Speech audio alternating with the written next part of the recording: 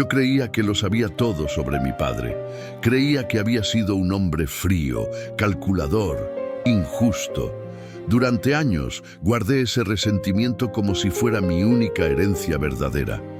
Pero el día que abrimos ese sobre amarillo, todo lo que pensaba sobre él, sobre mi hermana, sobre mí mismo, se desmoronó como castillo de arena frente a la marea. Mi nombre es Rodrigo Salazar. Tengo 42 años, una carrera exitosa como ingeniero civil, un apartamento en la zona norte de la ciudad y una relación rota con mi hermana Patricia que pensé que jamás se repararía. Todo comenzó 3 años atrás, cuando recibí esa llamada que nadie quiere recibir.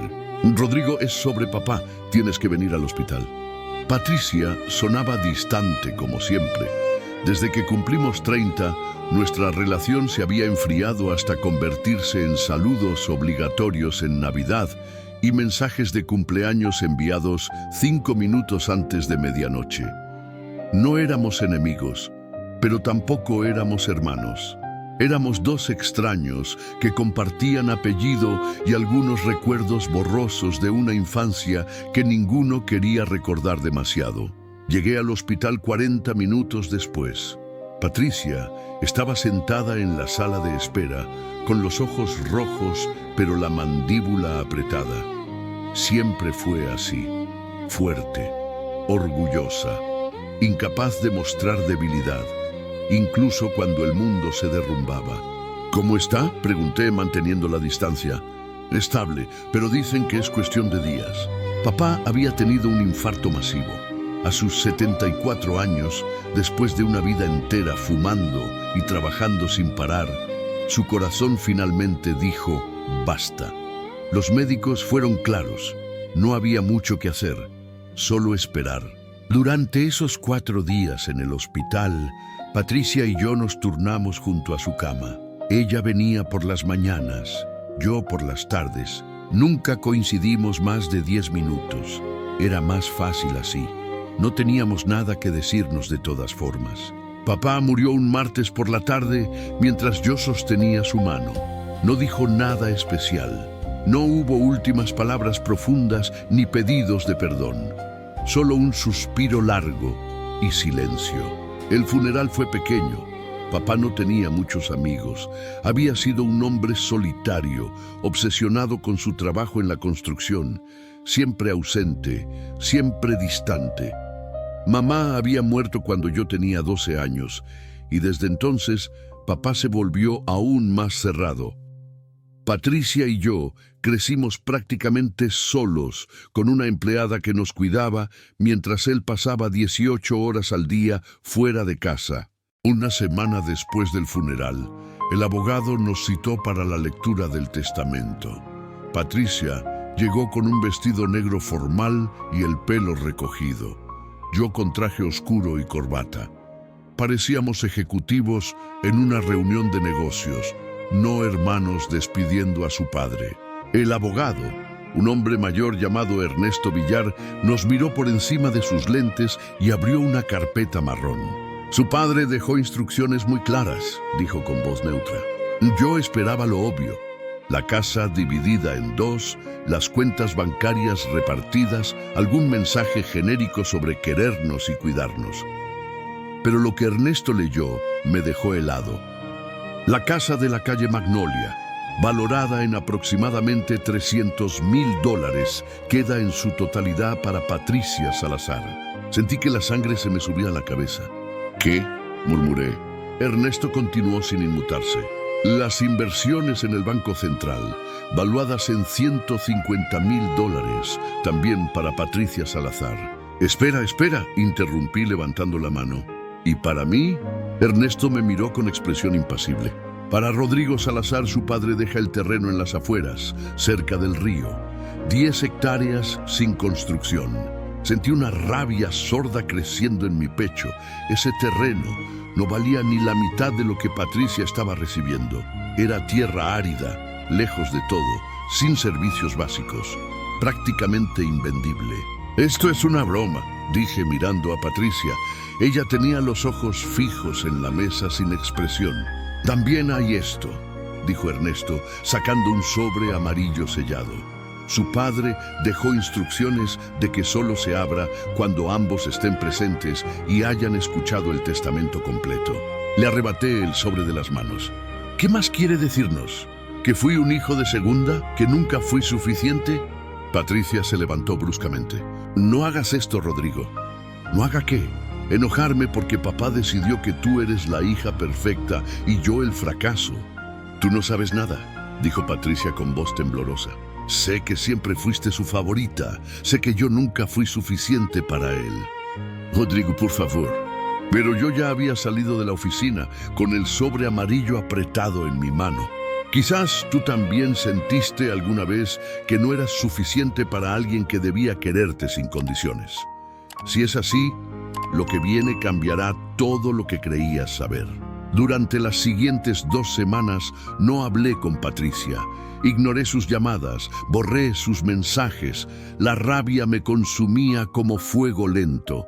Cada noche me preguntaba qué había hecho mal, por qué papá me había tratado así, por qué Patricia se lo merecía todo y yo apenas las sobras. El sobre amarillo quedó sobre mi mesa de noche sin abrir. No tenía fuerzas para leerlo, no quería más dolor. Pero una noche, después de 3 copas de whisky y demasiados recuerdos amargos, lo abrí. Adentro había una carta, escrita a mano con la letra temblorosa de mi padre, y lo que leí me partió en 2. Rodrigo, si estás leyendo esto es porque ya no estoy, y seguramente estás furioso conmigo, tienes derecho, pero antes de que me condenes para siempre, necesito que sepas la verdad. Patricia no es mi hija biológica. Tu madre me lo confesó 2 semanas antes de morir. Patricia era hija de su primer amor, un hombre que la abandonó cuando supo del embarazo. Cuando tu madre y yo nos conocimos, Patricia tenía 2 años. Yo la adopté como mía, legalmente, emocionalmente. Para mí siempre fue mi hija. Pero tu madre me hizo prometer que nunca se lo diría a Patricia, que ella crecería pensando que era mía, que era tu hermana completa. Acepté, porque amaba a tu madre y porque amaba a Patricia como si llevara mi sangre. Pero cuando tu madre murió, algo en mí se rompió. Me di cuenta de que Patricia podría quedarse sin nada si yo moría sin protegerla legalmente. Tú eres mi hijo biológico. Tienes derechos de sangre sobre todo lo que construí, pero Patricia podría ser cuestionada, podría perder todo si alguien decidiera investigar su origen. Por eso hice el testamento así, no porque te quiera menos, Rodrigo, sino porque Patricia necesita esa protección legal que la sangre no le da. El terreno que te dejé, hijo, ese terreno vale más de lo que imaginas. Debajo de esa tierra hay una veta de piedra caliza de altísima calidad. Varios compradores me contactaron en los últimos años ofreciendo fortunas. Nunca vendí porque quería que fuera tuyo. No dividí las cosas de forma igual porque la vida ya no es igual para ustedes dos. Patricia necesita seguridad. Tú tienes talento, educación, futuro. Ella siempre fue más frágil. No porque sea menos capaz, sino porque carga un peso que no conoce. Perdóname si te hice sentir menos querido. Jamás fue mi intención. Tú eres mi sangre, Rodrigo, pero Patricia es mi elección, y yo elegí amarla como padre desde el primer día. Cuídense entre ustedes, porque al final lo único que importa es que son hermanos, no por sangre tal vez, pero por vida compartida, por batallas juntos, por ser todo lo que quedó de tu madre y de mí, con amor eterno. Papá, dejé caer la carta. Las manos me temblaban. El whisky se me había secado en la garganta. Patricia no era mi hermana de sangre. Y papá había tratado de protegerla de la única manera que sabía. Me quedé sentado en la oscuridad durante horas, con la carta sobre mis piernas, sintiendo cómo todo lo que creía saber sobre mi familia se desmoronaba y se reconstruía al mismo tiempo. Cuando amaneció, llamé a Patricia. ¿Rodrigo? Su voz sonaba sorprendida, cautelosa. Necesito verte ahora. Nos encontramos en una cafetería cerca de la casa de papá. Patricia llegó con los ojos hinchados, como si tampoco hubiera dormido en semanas. Me senté frente a ella y deslicé la carta por la mesa. «Necesitas leer esto». Patricia frunció el ceño, pero tomó la carta. La vi leer en silencio. Vi cómo sus ojos se abrían cada vez más. Vi cómo las lágrimas comenzaban a caer sin control.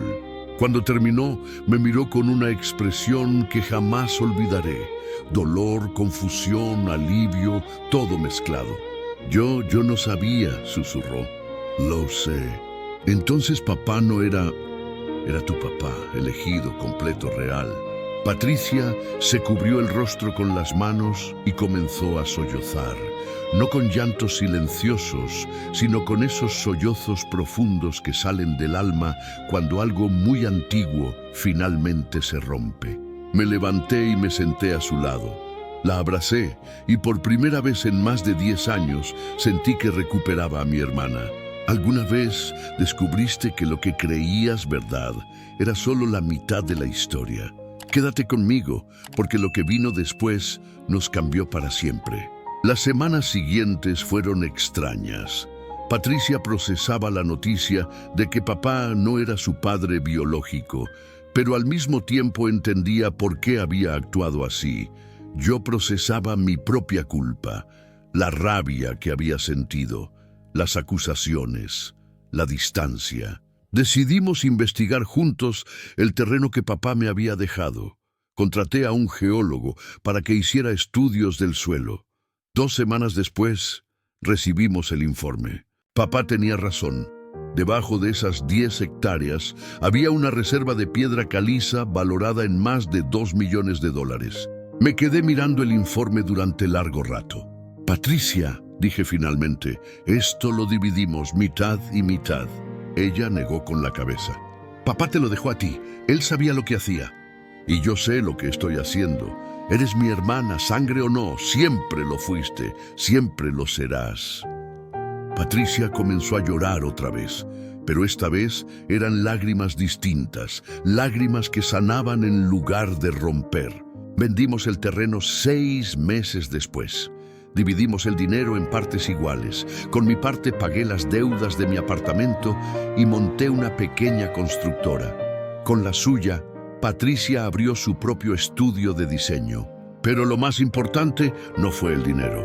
Lo más importante fue lo que recuperamos en ese proceso. Ahora cenamos juntos todos los domingos. Hablamos de papá sin rabia, con nostalgia, con comprensión. Patricia decidió no buscar a su padre biológico. Dice que el único papá que necesitó fue el que la eligió, no el que la abandonó. Y yo aprendí algo que debía haber sabido hace años. El amor no se mide en partes iguales de un testamento.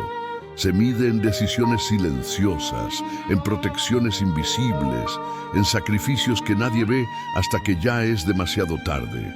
1 año después, Patricia me llamó un sábado por la mañana. Rodrigo, necesito que vengas a la casa de papá. Encontré algo. Llegué media hora después. Patricia estaba en el sótano, rodeada de cajas viejas. «Mira esto», dijo, mostrándome un álbum de fotos polvoriento. Lo abrí. Adentro había fotografías que nunca había visto. Fotos de papá con Patricia cuando ella era bebé. Papá enseñándole a caminar. Papá cargándola en sus hombros. Papá sonriendo. Algo que casi nunca hacía en las fotos conmigo. «No entiendo», dije. «¿Por qué nunca vimos esto?» Patricia pasó las páginas hasta llegar a una foto específica. Papá estaba sentado en el piso de la sala con Patricia de unos 3 años dormida sobre su pecho. En el reverso de la foto, con letra de papá, decía: «Hoy Patricia me preguntó si yo era su papá de verdad. Le dije que sí, porque lo soy, no por sangre, sino por algo más grande, por elección, por amor». Ojalá algún día Rodrigo entienda que amar a Patricia así no significa que lo amo menos a él. Significa que mi corazón aprendió a ser más grande. Cerré el álbum. Las lágrimas caían sin que pudiera controlarlas. «Él nos amaba», susurró Patricia, a su manera, torpe, silenciosa, pero real. «Sí», respondí, y yo fui un idiota por no verlo. Nos quedamos en ese sótano durante horas, revisando cajas, leyendo cartas viejas, encontrando pedazos de un padre que nunca supimos conocer del todo. Encontramos recibos de las clases de diseño que papá le pagó a Patricia cuando ella apenas comenzaba. Encontramos un cuaderno donde papá llevaba registro de mis calificaciones en la universidad, con notas al margen como «Orgulloso de ti, hijo». Encontramos una carta que nunca envió a mamá, escrita años después de su muerte, donde le prometía cuidar de nosotros sin importar qué. ¿Alguna vez juzgaste a alguien sin conocer la historia completa? ¿Alguna vez el silencio de alguien escondía el amor más grande? Déjame tu respuesta abajo, porque estas historias están en cada familia. Hoy, 3 años después de todo esto, Patricia y yo somos más que hermanos. Somos aliados, amigos, familia elegida, así como papá eligió a Patricia. Aprendí que la sangre no define nada, que el amor verdadero es el que se queda cuando todo lo demás se desmorona, que a veces las decisiones más difíciles son las que nadie entiende hasta que ya no hay nadie a quien preguntarle. La casa de papá la convertimos en un espacio de trabajo compartido. Mi constructora ocupa el primer piso, el estudio de Patricia el segundo, y en la sala colgamos esa foto de papá con Patricia dormida sobre su pecho, junto a una frase que mandamos grabar en un marco de madera. La familia no es quien comparte tu sangre, es quien comparte tu vida. Hay noches en que me quedo trabajando hasta tarde en esa casa. Camino por los pasillos donde crecí. Paso por la habitación donde papá murió en silencio, cargando secretos que creyó que nos protegían. Y entiendo que él hizo lo mejor que pudo con las herramientas emocionales que tenía, que amarnos a ambos no fue fácil para un hombre que nunca aprendió a decir «te quiero» en voz alta, que el testamento desigual no era crueldad, sino la última forma de amor que encontró para proteger a la hija que eligió y preparar al hijo que llevaba su sangre. Patricia se casó hace 6 meses. Me pidió que la llevara al altar. Lloré como niño mientras caminábamos. Ella apretó mi brazo y susurró: «Papá estaría orgulloso de ti». De nosotros, corregí, de nosotros dos. Veces recibo llamadas de conocidos que están peleando por herencias. Hermanos que no se hablan, familias destruidas por dinero, por propiedades, por testamentos que sienten injustos. Siempre les digo lo mismo. Antes de romper lazos por dinero, asegúrate de conocer toda la historia, porque a veces lo que parece injusticia es amor disfrazado, y a veces la herencia más valiosa no es lo que recibes, sino lo que aprendes a dar. No sé si papá sabía que ese sobre amarillo lo cambiaría todo. No sé si planeó que su muerte nos uniera en lugar de separarnos. Pero sé que su última lección fue la más importante, que elegir amar es más poderoso que cualquier lazo de sangre. Que proteger a los que amas a veces significa tomar decisiones que nadie entenderá. Que el perdón no es olvidar, sino comprender. Y que la familia, la verdadera familia, se construye con decisiones diarias, no con certificados de nacimiento. Hoy visité el cementerio, llevé flores para mamá y para papá. Patricia llegó 10 minutos después, con su hijo de 3 meses en brazos, mi sobrino, el primer nieto que papá nunca conoció. «¿Cómo lo vas a llamar?», le había preguntado cuando nació. Patricia sonrió con ternura. Ernesto, como el abogado que nos entregó el sobre, y como segundo nombre, Rodrigo, por el hermano que eligió quedarse. Me quebré ahí mismo, en ese hospital, sosteniendo a ese bebé que llevaba mi nombre, porque comprendí que papá tenía razón. La familia no se hereda, se elige, se construye, se protege, y a veces se recupera cuando ya creías que todo estaba perdido. El sobre amarillo sigue guardado en una caja fuerte en la casa. Patricia y yo decidimos conservarlo como recordatorio, no del dolor que causó, sino de la verdad que reveló. Cuando el pequeño Ernesto Rodrigo crezca, le contaremos esta historia. Le diremos que hubo un abuelo que amó tan grande que protegió a su familia incluso después de morir. Que hubo dos hermanos que casi se pierden por orgullo y se encontraron por verdad. Que la herencia más valiosa no fueron las propiedades ni el dinero. Fue el amor silencioso que siempre estuvo ahí, esperando ser descubierto. Y que a veces la justicia más grande no es que todo sea igual, sino que cada quien reciba exactamente lo que necesita.